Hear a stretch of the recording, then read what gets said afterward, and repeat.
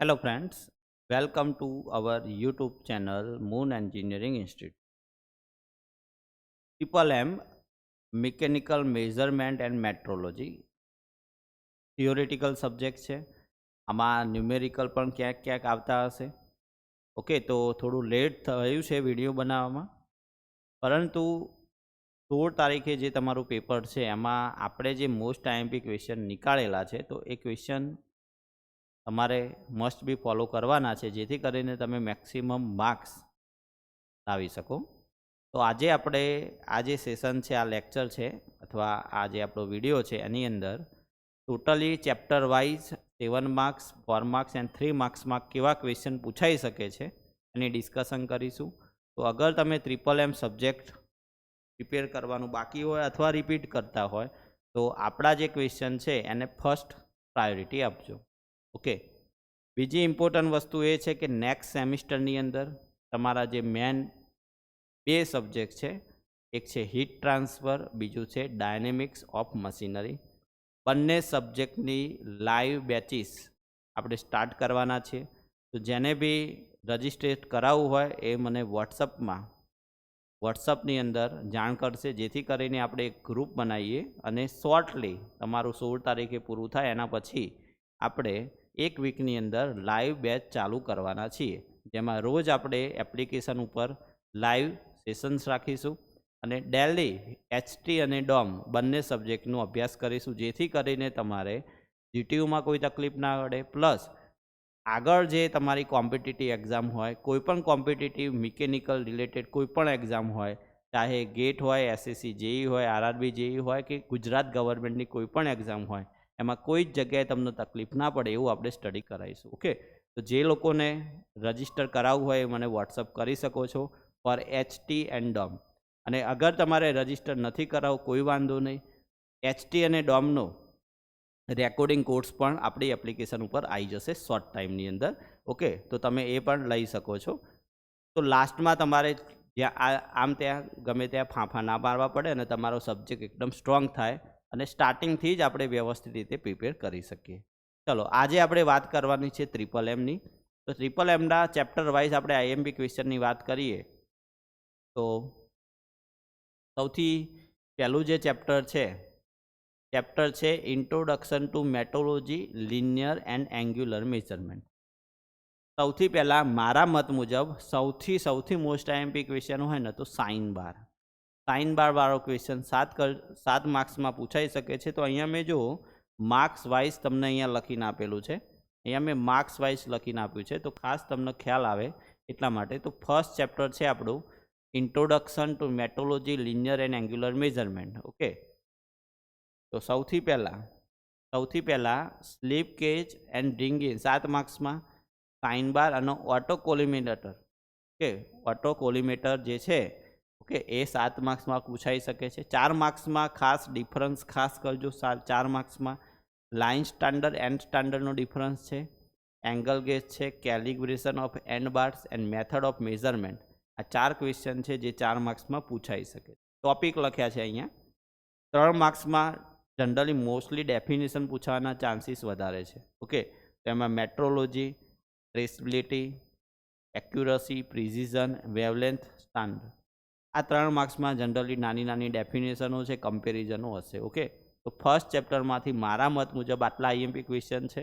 તમારે ચેપ્ટર કરવું હોય તો આખું કરી શકો છો, નો ડાઉટ. પણ આ જે ક્વેશ્ચન મેં અહીંયા લખ્યા છે એને ફર્સ્ટ પ્રાયોરિટી આપજો 16 તારીખના પેપર માટે. ઓકે, બીજી વસ્તુ, જ્યાં તમને એક્ઝામ્પલ આવે છે બુકની અંદર, તો ખાસ તમે એમપીના પેપરમાં દેખ્યું હશે મેન્યુફેક્ચરિંગ પ્રોસેસમાં કે થિયોરિટિકલ સબ્જેક્ટ હોવા છતાં એક્ઝામ્પલ ઉપર એનું માર્કિંગ વધારે છે. તો અહીંયા બી પૂછી શકે છે. તો જ્યાં જે સૂત્ર આવતું હોય ત્યાં ન્યુમેરિકલ બુકની અંદર આપેલા હશે. તો ખાસ ન્યુમેરિકલનો પણ પ્રાયોરિટી આ વખતે આપજો. તમારા જોડે હજુ ઘણો ટાઈમ છે, 1 વીક છે. ઓકે, ચાલો, એના પછી આ ચેપ્ટર નંબર 1ની વાત થઈ આપણી. દેન આફ્ટર આપણે વાત કરીએ chapter 2 limit, fits and tolerance and gauging. Competitive exam માટે મારા મત મુજબ જે 14-15 વર્ષનો એક્સપિરિયન્સ છે એના આધારે હું કહું છું મોસ્ટ આઈએમપી ચેપ્ટર એટલું કહી શકાય.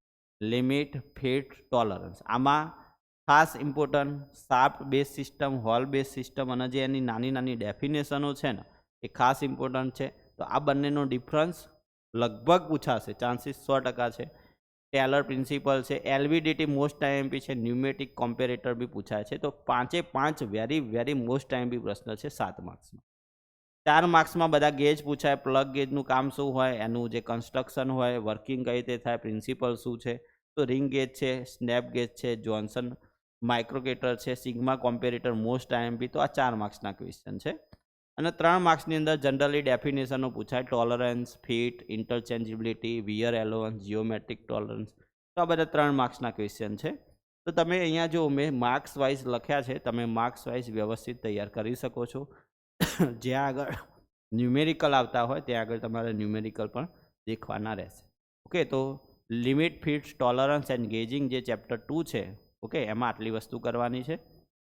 Than after measurement of screw thread and gear. આની અંદર જનરલી 2 વાયર મેથડ અને 3 વાયર મેથડ જે આપેલી છે વેરી મોસ્ટ આઈએમપી 7 માર્ક્સ માટે. એના પછી નીચે બીજા 3 ક્વેશ્ચન દેખી શકો છો. ટૂલ મેકર માઇક્રોસ્કોપ છે, ગિયર રોલ ટેસ્ટર છે અને કોન્સ્ટન્ટ કોર મેથડ છે. ઓકે, 4 માર્ક્સમાં 2 wire method, base size wire, addendum comparator અને બેઝ ટેન્જન્ટ મેથડ. અને 3 માર્ક્સમાં જે major diameter, minor diameter, effective diameter, pitch error, run out, આ બધી જે નાની નાની ડેફિનેશનનો ટર્મ્સ છે એ પૂછાઈ શકે છે. ઓકે, ચાલો એના પછી આગળ ટોપિક 4, ચેપ્ટર 4ની વાત કરીએ. Measurement system and methods. એમાં 7 માર્ક્સમાં જનરલાઇઝ મેઝરમેન્ટ સિસ્ટમ, અલગ જે મેઝરમેન્ટ સિસ્ટમ છે એની વાત છે. બરાબર, laser interferometer, coordinate measuring machine, classification of error.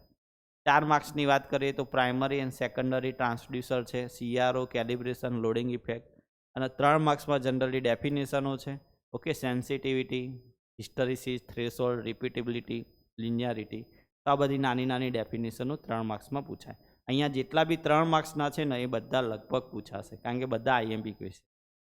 ચલો એના પછી આગળ વાત કરીએ chapter 5, force, torque, pressure, strain and temperature. એક સાથે બધું આવી. આમાં 7 માર્ક્સના પ્રશ્ન ખાસ કરજો, બધા આઈએમપી છે. Prony brake dynamometer, strain gauge, piston bridge, thermocouple, optical pyrometer, McLeod gauge. 6 very most IMP છે.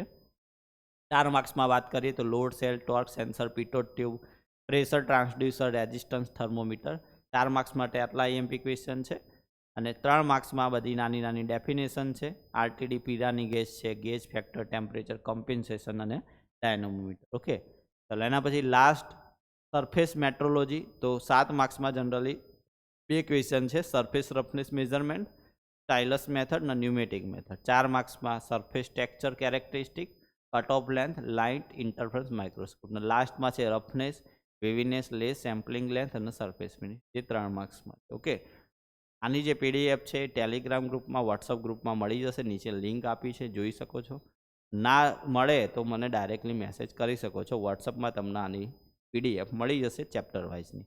હવે એના પછી ખાસ ઇમ્પોર્ટન્ટ નીચે તો આ 15 ટોપિક અહીંયા આપેલા છે જે વારંવાર રિપીટ થાય છે, જોઈ શકો છો. તો સૌથી પહેલાં આખી થિયરી કરો, આખી આપણી પીડીએફ તમે દેખો એના પહેલાં આ ટોપ 15 ખાસ કરીને જવાનું. આમાંથી હું મિનિમમ કહું છું, મિનિમમ 4 ક્વેશ્ચન તો 100% આવશે.